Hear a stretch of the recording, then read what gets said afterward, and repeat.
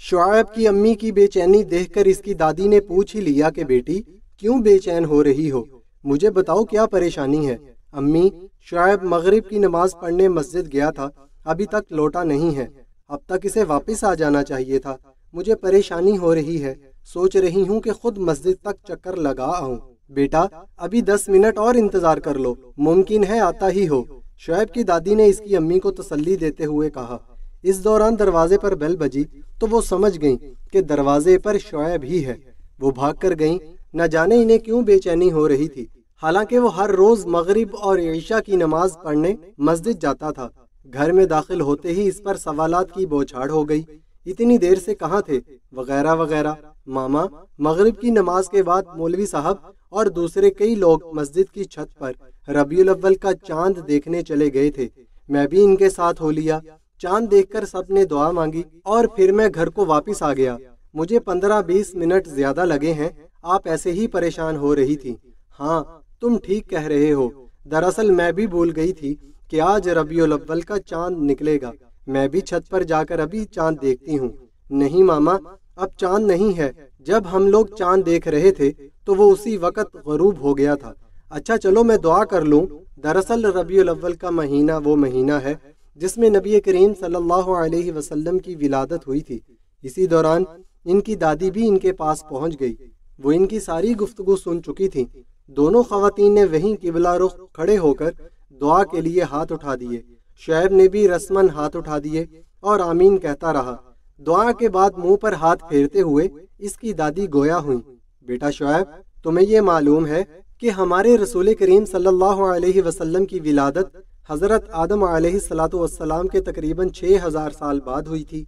इसी वक्त इंसानों में अच्छे और बुरे की तमीज का एहसास खासा बेहतर हो चुका था, मगर फिर भी अरब के लोग बुत परस्ती में लगे हुए थे। इनके इखलाक भी बहुत अच्छे नहीं थे। ये लोग छोटी छोटी और दरगुजर कर देने वाली बातों पर भी लड़ते मरते थे। मसलन एक कबीले के लोगों ने अपने जानवर को दूसरे कबीले के जानवरों से पहले पानी क्यों पिला दिया। इसी बात पर ऐसी जंगें हो रही थी कि दोनों अतराफ से लोग मर रहे थे। ये लोग लड़कों की पैदाइश पर तो बहुत खुश होते थे, मगर किसी लड़की की पैदाइश पर इनके यहाँ सफ़े मातम बिछ जाया करती थी। और अक्सर लोग तो बेटी को पैदा होते ही जमीन में दफन कर देते थे और इस पर इन्हें कोई खौफ या शर्मिंदगी भी नहीं होती थी। खाना काबा के अंदर सैकड़ों बुत रखे हुए थे और ये लोग एक अल्लाह को छोड़कर इन बुतों पर चढ़ावे चढ़ाया करते थे।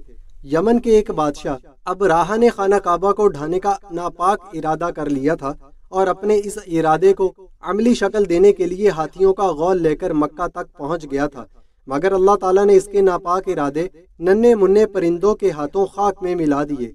आप सल्लल्लाहु अलैहि वसल्लम की विलादत इस अजीम सानेहा के चंद माह के बाद हुई। कहा जाता है कि जब आप सल्लल्लाहु अलैहि वसल्लम की पैदाइश हुई तो उस वक्त कई ऐसे वाकयात भी रोनुमा हुए जो आम जिंदगी में रोनुमा नहीं होते। सीरत की किताबों में लिखा है कि आप सल्लल्लाहु अलैहि वसल्लम की विलादत के वक्त आग की इबादत करने वालों की कई सालों से जलती हुई आग बुझ गई। ईरान के शाही महल में जलजला आया और इसके अजीम व शान मीनारे जमीन बोस हो गए। काबा के अंदर रखे बुत जिनकी ये लोग पूजा किया करते थे भी जमीन बोस हो गए। आप सल्लल्लाहु अलैहि वसल्लम के वालिद जिनका नाम हजरत अब्दुल्ला था और वो अपने बाप हजरत अब्दुल मुत्तलिब के 10वें बेटे थे, आप सल्लल्लाहु अलैहि वसल्लम की विलादत से पहले ही फौत हो चुके थे। आप सल्लल्लाहु अलैहि वसल्लम की विलादत की खबर सुनकर दादा हजरत अब्दुल मुत्तलिब खाना काबा में जाकर सजदा रेज हो गए। रसूल करीम सल्लल्लाहु अलैहि वसल्लम के नबुव्वत के ऐलान के बाद अबू लहब ने ही आप सल्लल्लाहु अलैहि वसल्लम की सबसे ज्यादा मुखालफत की। बाद में हजरत हलीमा सादिया आपको दूध पिलाने के लिए अपने गांव ले गईं। इस वक्त अरब और इसके इर्द गिर्द के इलाकों में उमरा का दस्तूर यही था कि वो अपने बच्चों को दूध पिलाने के लिए किसी सेहत अफजा मुकाम पर भेज दिया करते थे। हजरत हलीमा सादिया का कहना है कि जब वो आप सल्लल्लाहु अलैहि वसल्लम को लेकर अपने गांव की तरफ जा रही थी तो इनकी सवारी जो पहले बहुत सुस्त रफ्तारी से चल रही थी सबक रफ्तारी से चलने लगी और इसने इनके पूरे काफले को पीछे छोड़ दिया। इस वक्त इनका गांव कहत साली का शिकार था, मगर आप सल्लल्लाहु अलैहि वसल्लम के आ जाने से वहां भी बहार आ गई थी। इनकी बकरियां जो कि पहले दूध नहीं दे रही थी फिर से भरपूर तरीके से दूध देने लगी। 2 साल तक वो आपको दूध पिलाती रहीं और आप सल्लल्लाहु अलैहि वसल्लम की बरकत से ان کا اپنا بچہ بھی پیٹ بھر کر دودھ پیتا رہا۔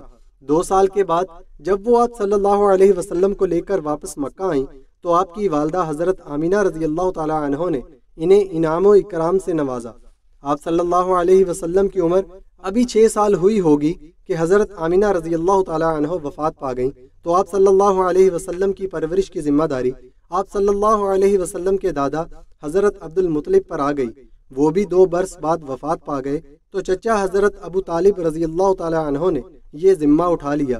آپ صلی اللہ علیہ وسلم کی جوانی بھی ایسی شاندار تھی کہ پورے عرب میں اس کی مثال نہیں ملتی۔ آپ صلی اللہ علیہ وسلم کے اچھے اخلاق اور کردار کی ہر شخص ضمانت دیتا تھا، اسی لیے آپ صلی اللہ علیہ وسلم کو صادق و امین کہا گیا۔ دادی جان، اسی وقت جبکہ ہر طرف لوگ شرک یعنی بتوں کی عبادت کیا کرتے تھے تو ہمارے رسول صلی اللہ علیہ وسلم پھر بھی ایک ہی اللہ کی عبادت کیا کرتے تھے۔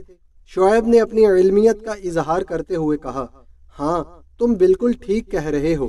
آپ صلی اللہ علیہ وسلم بچپن اور جوانی میں بھی مراسم شرک سے اجتناب کرتے تھے۔ ایک مرتبہ جب آپ صلی اللہ علیہ وسلم بہت کم سن تھے، آپ صلی اللہ علیہ وسلم کے قبیلے کے لوگ آپ صلی اللہ علیہ وسلم کو ایک دیوی کے استحان پر لے گئے۔ وہ لوگ اپنی رسومات کرتے رہے مگر آپ صلی اللہ علیہ وسلم نے ان کی تقلید میں کوئی بھی کام نہیں کیا۔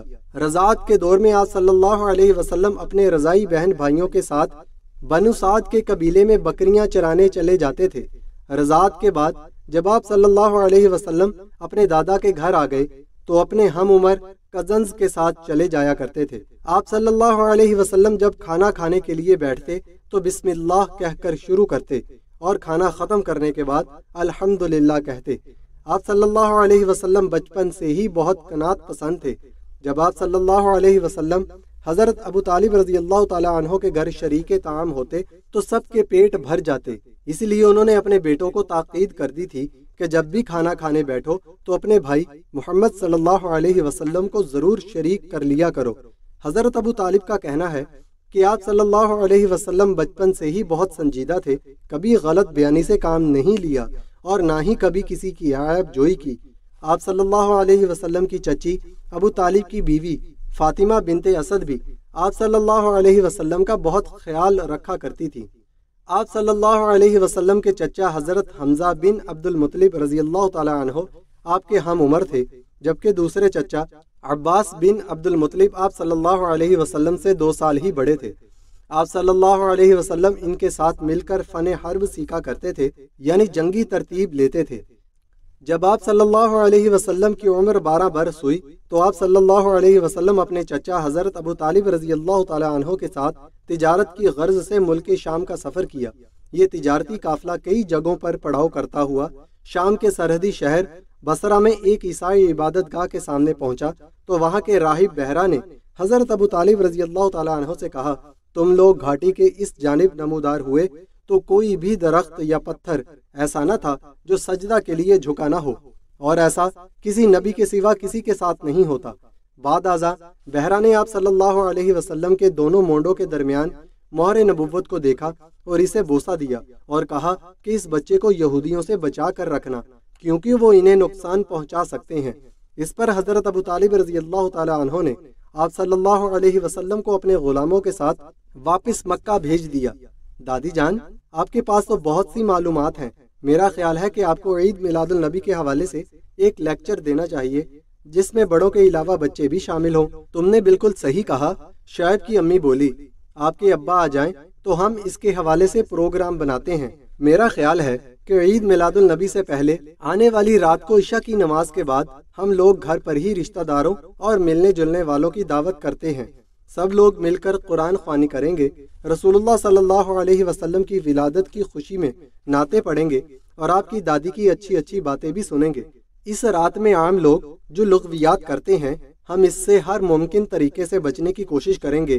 ماما، آپ ٹھیک کہہ رہی ہیں، میں بھی اپنے دوستوں اور ان کے اہل خانہ کو مدعو کروں گا، وہ آ کر میری دادی کی زبانی اچھی اچھی باتیں سنیں، لغویات سے بچیں اور آپ کا تیار کردہ مزے مزے کا کھانا بھی کھائیں۔